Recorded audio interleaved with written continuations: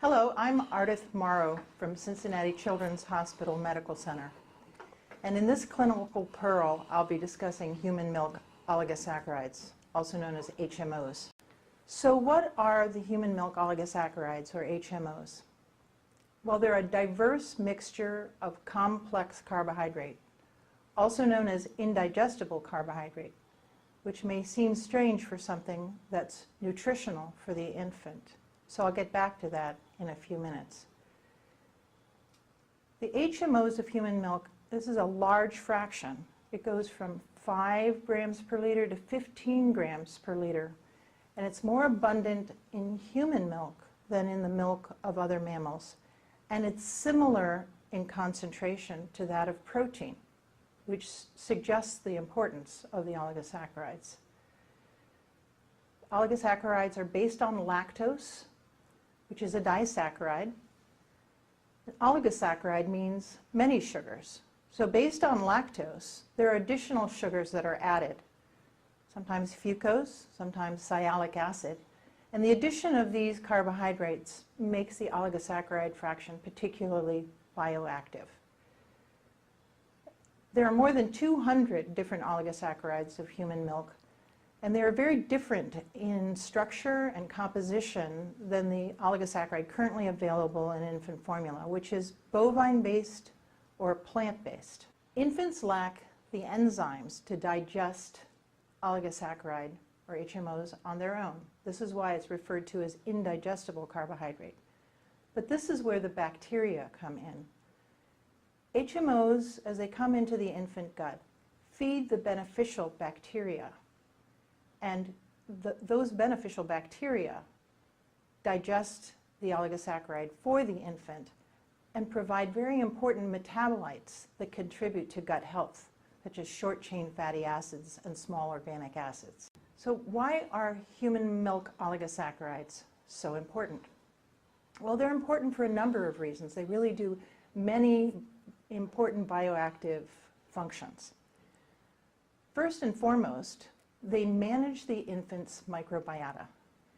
At birth, the big job of the infant, among other things like breathing, is also to be colonized by bacteria. And it's very important that that colonization go well and it be nurtured. Human milk oligosaccharides are used to grow the good, that is beneficial bacteria, and block the bad, which are pathogens, and keeping them from doing damage to the infant.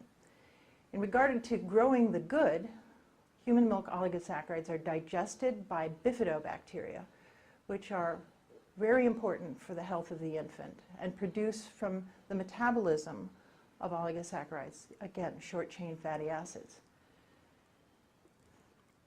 Oligosaccharides also keep pathogens or bad actors, bad bacteria, at bay. And they do that through several different mechanisms.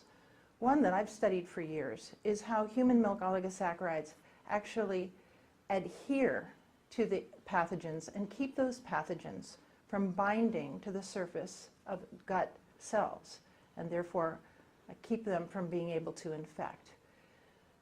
Human milk oligosaccharides also reduce the inflammatory response that pathogens can induce, and in general benefit the infant by stimulating the growth of T cells and the local and systemic immune system. So in general, human milk oligosaccharide has many different benefits, some of which, again, are direct from the microbes, some of which are direct to the baby. So what are the clinical implications of adding HMOs to infant formula? We know that HMOs are a major part of human milk and its benefits. But until recently, HMOs were not available in infant formula.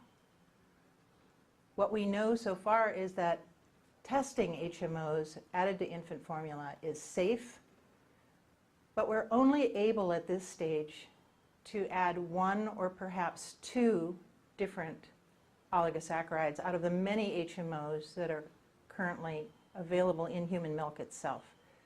So in the complexity of the oligosaccharides, we're making only initial steps towards making infant formula more similar to mother's own milk.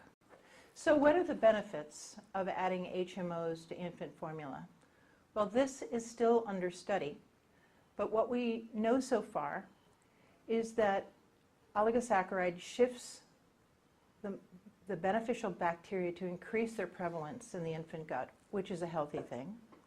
There's evidence of reduced inflammation and more beneficial immune response of the infants, and evidence of reducing infectious disease. But this matter is still under study, as it may have many other potential benefits.